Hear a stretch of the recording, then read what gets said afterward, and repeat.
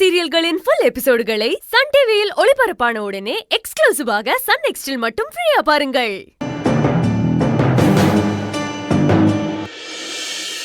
என்ன ஆதி, ரொம்ப பிஸியா? என்னடா நான் ஃபோன் பண்றேன், இவன் எடுக்கலையேன்னு ரொம்ப ஃபீல் பண்ணி உட்கார்ந்துட்டு இருந்தேன். நீ ஒரு ரிங்ல எடுத்துட்டா என் மனசு நிம்மதி ஆயிடுது. ரிங்கு போச்சோ ஹார்ட்டே நிக்க ஆரம்பிச்சிருது. நீ எதுக்கு கால் பண்ண? இப்படி மொட்டை கட்டையா கேட்டா சொல்லிடுவனா? என் மேல கோவமா ஆதி? சாரிடா, என்னமோ திடீர்னு உன் மேல கோவம் வந்துருச்சு. அப்படிலாம் ஒண்ணும் இல்ல. அப்படிலாம் இல்லன்னு எப்ப சொல்லுவ தெரியுமா? அப்படியெல்லாம் இருக்கிறப்போதான்டா. சாரி ஆதி. இன்னைக்கு நம்ம மீட் பண்ணலாமா? சங்கவி, ஆக்சுவலா ஒரு மீட்டிங் இருக்கு, அது முடியவே நேரம் ஆயிடும். ஆனா என் மேல கோவம்லாம் இல்லையே. அதெல்லாம் ஒண்ணும் இல்ல.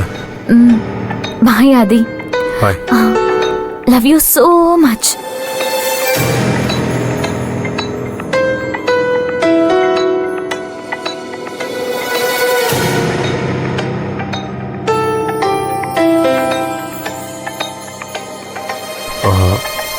மீட் பண்ணலாமான்னு கேட்டா நான் மீட்டிங் இருக்குன்னு போய் சொல்லிட்டேன். ஏன் இப்படி கொட்டுற? இல்ல, நீ சொல்றத கேட்டுட்டு இருந்தேன். அவ எவ்வளவோ அநியாயம் பண்ணிருக்கா, அப்பெல்லாம் அவன் மேல ஒரு கோவம் வரும். ஆனா இப்போ எல்லாத்தையும் மறந்துட்டு பேசுறாளா? அவளை எப்படி டீல் பண்றதுன்னே தெரியல. நான் உன்னை கேட்ட உண்மையை சொல்லுவியா? ஒரு விதத்துல சங்கவி ஊருக்கு வந்தா நல்லா இருக்கும்னு நீ இப்ப அவகிட்ட பேசுறப்ப தோணுச்சு தானே? சச்சா, என்ன பேசுற?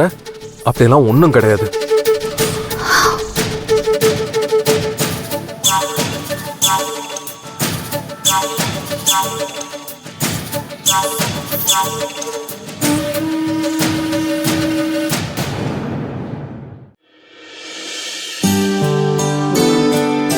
சீதா, புது அரிசியில எடுத்து வச்சிட்டியம்மா? இல்லம்மா, நாம கிராமத்துக்கு தானே போறோம். அங்க நம்ம வயலோட அரிசி இருக்கும்ல, அதையே எடுத்துக்கலாம். உங்களுக்கு அம்மா தான் உற்சாகமா ரெடி ஆயிட்டு இருக்காங்க போல. ஐயா, என் பொண்டாட்டி ஒத்தி தான் பட்டணத்துல இருந்து அரிசி எடுத்துக்கிட்டு போய் கிராமத்துல பொங்கல் வைக்க போறான். இந்த கூத்து வேற எங்கேயாவது கேள்விப்பட்டிருக்கீங்களா? அவங்க குழந்தைக்கு தலை பொங்கல் இல்ல, அதான் இவ்வளவு உற்சாகமா இருக்காங்க. மரகதம், நம்ம தலை பொங்கல் உனக்கு ஞாபகம் இருக்குதா? அந்த கதையை கிராமத்துல பொங்கல் வைக்கும் போது சொல்றேன்.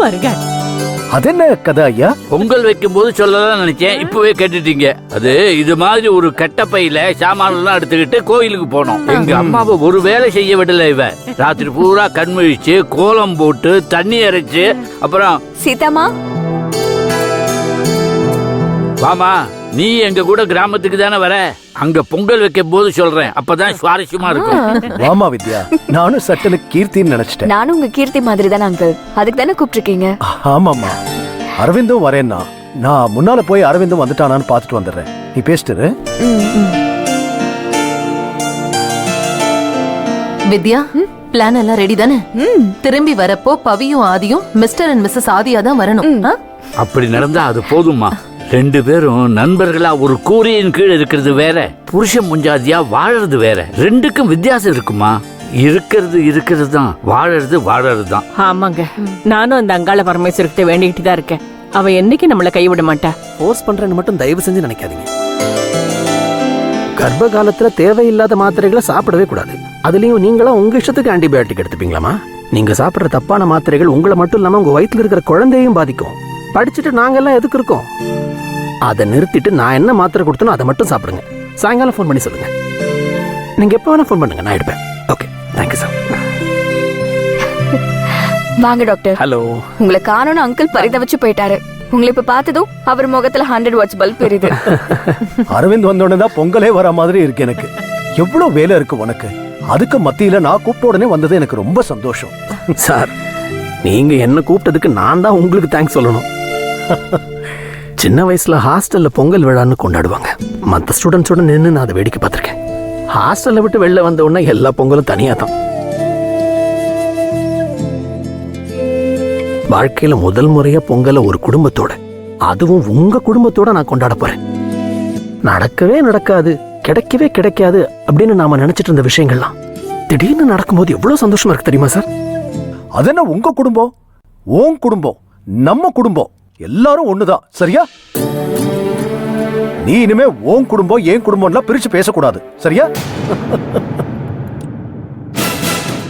அந்த டாக்டர் எதுவுமே பேச மாட்டேங்கிறாரு. சம்பந்தி ஐயா தான் உன் குடும்பம்னு சொல்றாரு. இது என்னவோ நல்லதுக்கு இல்லேன்னு என் மனசு சொல்லிக்கிட்டே இருக்கு. இதை எப்படி சரி பண்றது? அம்மா ஆதி எங்க? குழந்தைய ரெடி பண்ணிட்டு இருக்கான். நான் போய் கூப்பிட்டுமா? இல்ல இல்ல வேண்டாம், அவன் வரும்போது வரட்டும். அம்மா யாரெல்லாம் போறோம்? எல்லாரும் தான். வித்யா வரா, அப்புறம் என் மக கீர்த்தி, அவளும் இப்போ வந்துருவா. ஆமா, நான் இப்பதான் போன் பண்ணா, வந்துட்டே இருக்கலாம். அப்போ ஜானுக்குட்டி ரெடியானா எல்லாருமே கிளம்பிடலாம். வித்யா, நீ பொங்கல்லாம் வைப்பியா? முறை தெரியுமா? அம்மா பவியே வச்சிருவாமா, அதான் கீர்த்தி வித்யா கூடவே இருக்காங்களே. உட்கார் உட்கார். இல்ல இருக்கட்டும் சார். மாமா ஊருக்கு கிளம்பியாச்சா? மனோ ரெடி ஆயிட்டானா? இல்ல மாமா. ஏன் அவன் என்ன ரெடி ஆகலையா? இல்ல, அத்தை கூட உட்கார்ந்துருக்கான். என்ன சொல்றான்? நேத்து நைட்டு கூட பொங்கலுக்கு போவோம் தான் மாமா சொன்னா. காலையில என்ன ஆச்சுன்னு தெரியல. கிளம்ப மனோன்னு சொன்னேன், பதிலே சொல்லாம இங்கேயும் அங்கேயும் போறான் வரான். ஹெட்செட் போட்டு பாட்டு கேக்குறான், கட்டல்ல படுக்கிறான். நான் ரெடி ஆயிட்டு கிளம்பலையான்னு கேட்டா பதிலே சொல்லாம ஹால்ல போய் உட்கார்ந்துட்டு இருக்கான். ஒரு பொண்ணுக்கு கல்யாணம் ஆயிட்டா பிறந்த வீட்டுக்கு போறதுக்கு என்ன பாடுபடுத்துறாங்க இல்ல? எல்லாம் இந்த வாசுகியோட வேலையாத்தான் இருக்கும். நீ கவலைப்படாத, நான் பாத்துக்கிறேன். அத்தைக்கிட்டயும் சொன்னேன், அவங்க கண்டுக்காத மாதிரி உட்கார்ந்துருக்காங்க மாமா. அங்க எல்லாரும் ரெடி ஆயிட்டு இருப்பாங்க. இன்னும் கொஞ்ச நேரத்துல போன் போட்டுருவாங்க. எனக்கு என்ன சொல்றதுனே தெரியல. சரி வா, நான் கேக்குறேன். மாமா கொஞ்சம் கோவப்படாம பேசுங்க, அப்புறம் நான் தான் தூண்டி விட்டேன்னு சொல்லிடுவாங்க. அட வாமா, நான் பாத்துக்கிறேன். வா, நான் கேக்குறேன். வாசுகி, என்ன? கீர்த்தி பொங்கலுக்கு ஊருக்கு போகணும்னு சொன்னால, அதுக்கு நான் என்ன செய்யணும்? கிளம்புற நேரத்துல பிரச்சனை பண்ணாத வாசுகி. பிள்ளைங்களை சந்தோஷமா அனுப்பி வை. நான் ஒன்னும் சொல்லலையே. ஏன் கீர்த்தி, உன்னை நான் போவேனான்னு சொன்னேன்? டே மனோ, கிளம்புடா. நான் வரல. உங்க 2 பேரையும் கூப்பிட்டாங்கல்ல? நேத்து நைட் வரைக்கும் நீ வரேன்னு தானே சொல்லிக்கிட்டு இருந்த? ஆமா, அப்ப வரேன்னு சொன்னேன், இப்ப வரலன்னு சொல்றேன். என்ன வாசுகி, நீ உன் பையன்கிட்ட கொஞ்சம் சொல்லு. அங்க எல்லாரும் கிளம்பி இருப்பாங்க. நம்மளால ஒரு விஷயம் நடக்காம இருக்க கூடாது. கீர்த்தியை கூட்டிட்டு கிளம்ப சொல்லு. நான் சொன்ன அவன் கேட்டுருவானா? அது மட்டும் இல்ல, நான் சொல்றதுக்கு ஒன்னும் இல்ல.